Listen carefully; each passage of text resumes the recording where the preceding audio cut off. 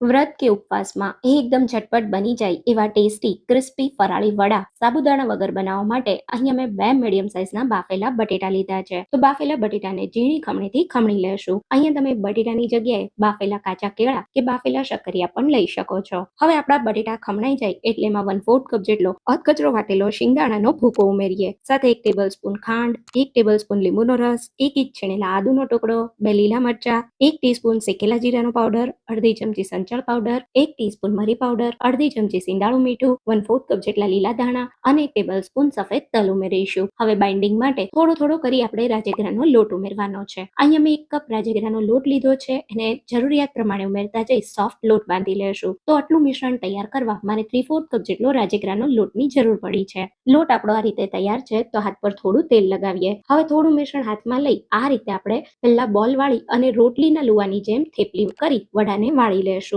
આ રીતે વડા વાળો તો એકદમ સરસ વડા જ્યારે તળીએ ત્યારે ફૂલીને તૈયાર થાય છે. હવે વડાની બંને બાજુ થોડા થોડા સફેદ તલ લગાવી દેશું, જેનાથી દેખાવ અને સ્વાદ એકદમ સરસ લાગે. બધા વડાને મેં વાળી લીધા છે. તો હવે મીડિયમ ગરમ તેલમાં એક એક કરી વડાને ઉમેરતા જશું. એક બાજુથી વડા સેટ થાય એટલે સાઈડ પલટાવી બીજી બાજુ પણ એકદમ સરસ ક્રિસ્પી ગોલ્ડન બ્રાઉન તળી લેશું. તળાયેલા આ ગરમા ગરમ વડાને તમે ગ્રીન ચટણી કે દહીં સાથે સર્વ કરો, ઉપવાસમાં ખાવાની મજા પડી જાય.